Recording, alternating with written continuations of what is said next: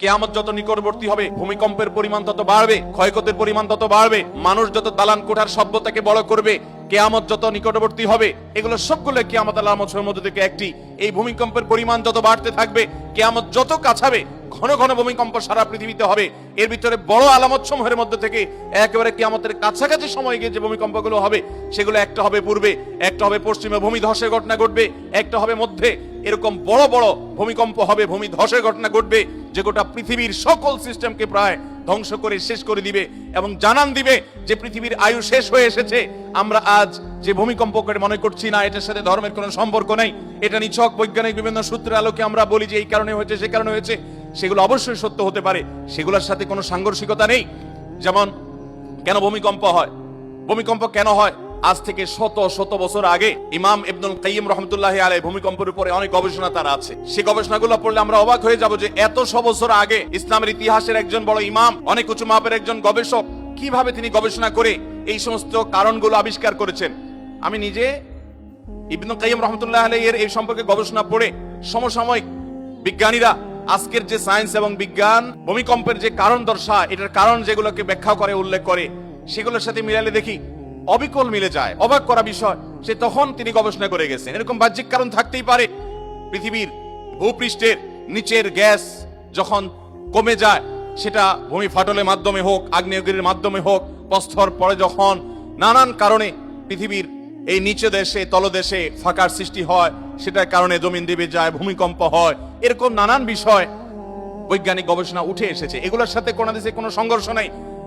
ইসলামের দৃষ্টি হলো, কোরআন এবং হাদিসের দৃষ্টি হলো আরো পেছনে।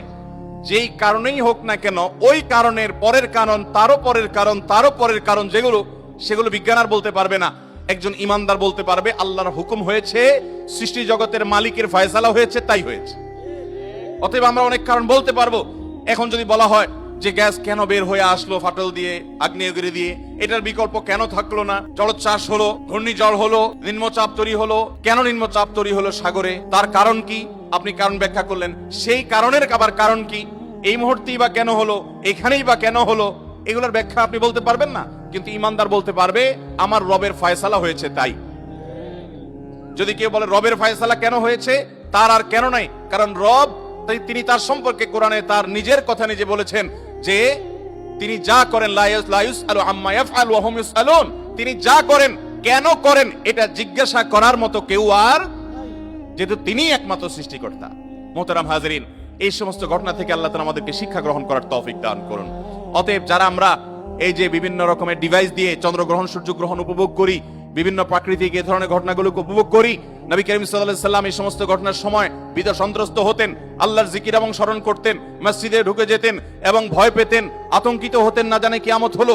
কারণ কিয়ামত এভাবেই হয়ে যাবে তিনি জানতেন, ওহীর মাধ্যমে আল্লাহ তাকে জানিয়েছেন। এগুলো শোনার পর আমাদের যে সমস্ত ভাইদের কাছে মনে হয় সেকেলে, তাদেরকে বলছি আজ সামুদ জাতি ঠিক একই ভাবে আল্লাহর নবী হুদ আলাইহিস সালাম এবং সালেহ আলাইহিস সালামের আল্লাহর দেওয়া ভবিষ্যৎবাণীকে এইভাবে তারা তাচ্ছিল্য করেছিল, ঠাট্টা করেছিল, বিদ্রুপ করেছিল।